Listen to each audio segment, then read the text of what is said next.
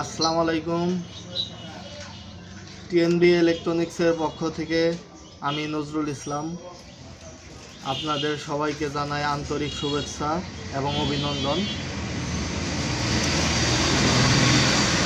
আমাদের চ্যানেলের সাথে যারা যুক্ত আছেন তাদের উদ্দেশ্যে বলতেছি, আমরা আন্তরিকভাবে দুঃখিত অনেকদিন যাবৎ ভিডিও না দিতে পারার কারণে।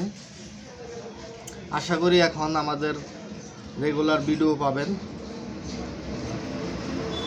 আজকে আমি আপনাদের সামনে আলোচনা করব এলইডি টিভির সফটওয়্যার বিষয়ে। আমাদের অনেকেই ফোন করে বলে থাকেন যে আমরা কিছু কিছু সার্কিটে মার্কেট থেকে কিনে আনার পরেও ইউএসবিতে সফটওয়্যার নিতেছে না। সেক্ষেত্রে অনেক ক্ষেত্রেই আপনারা অনেকেই ঝামেলায় পড়েন।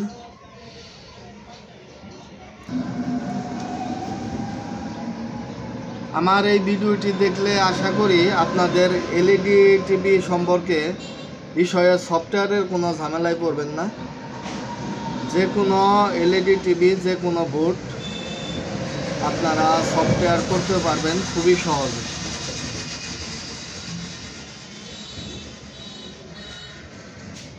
কিছু কিছু ক্ষেত্রে দেখা যায় যে সফটওয়্যার, যেমন দেখেন এই যে একটা মাদারবোর্ড 56 TP-V56 PB816, এটা PB816। এইটা আবার এখানে আছে এই 56 গ্রুপেরই, আপনার এটার নাম্বার হচ্ছে TP-V56 PB816।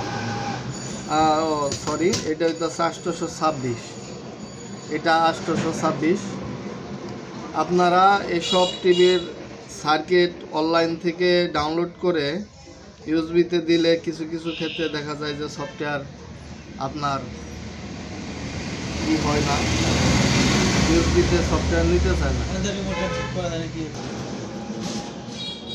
এবং কি আমি যে বিষয়ে কথা বলতেছি, আপনারা এই বিষয়ে জানলে আপনাদের সফটওয়্যার ইন্টারনেট থেকে ডাউনলোডও করতে হবে না। আপনারা যে কোনো এলইডি টিভির সফটওয়্যার আপনি রিড করতে পারবেন। আমি অবশ্য আপনাদেরকে পরবর্তীতে দেখিয়ে দিব কিভাবে আপনারা একটা এলইডি টিভির সার্কিটের সফটওয়্যার রিড করে রাখবেন, কম্পিউটারে সংরক্ষণ করে রাখবেন। শুধু তাই নয়, আপনারা ইচ্ছা করলে সিআরটি টিভির, যেমন এই যে আইসি সিআরটি টিভির, আপনারা 24C08 এটার প্রোগ্রামও আপনারা কম্পিউটারে সংরক্ষণ করে রাখতে পারবেন।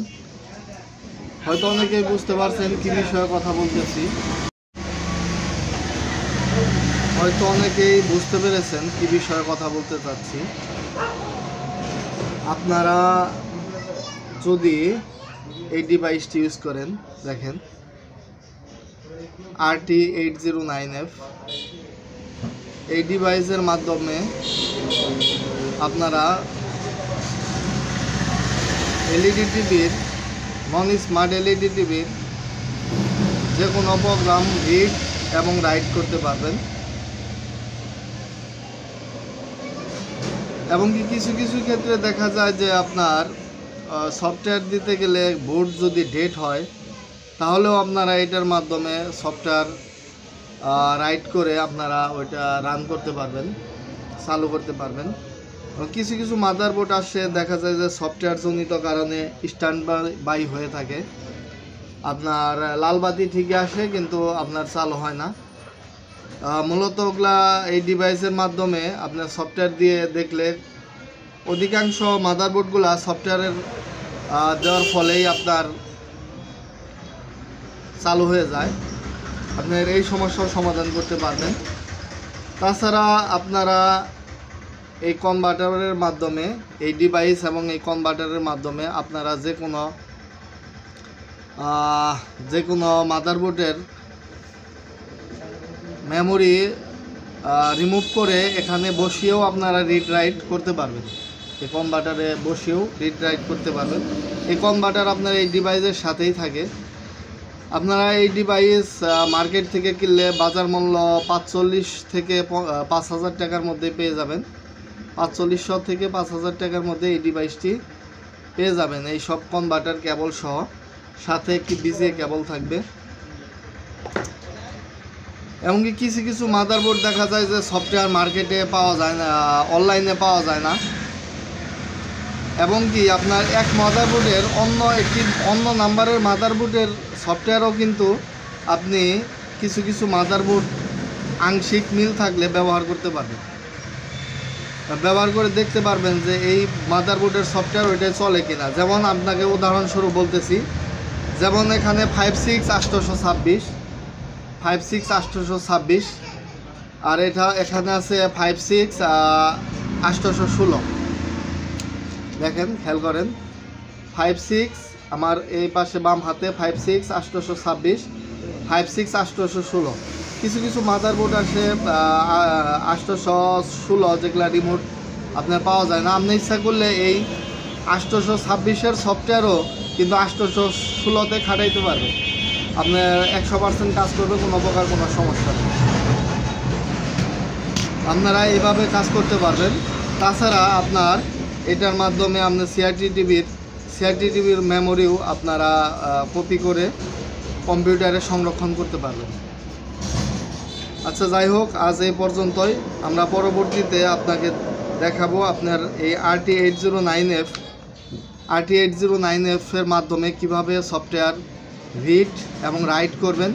এমনকি আমরা সফটওয়্যার দিয়ে দেখাবো আমরা এক মাদারবোর্ডের সফটওয়্যার অন্য মাদারবোর্ডে কিভাবে দিবেন।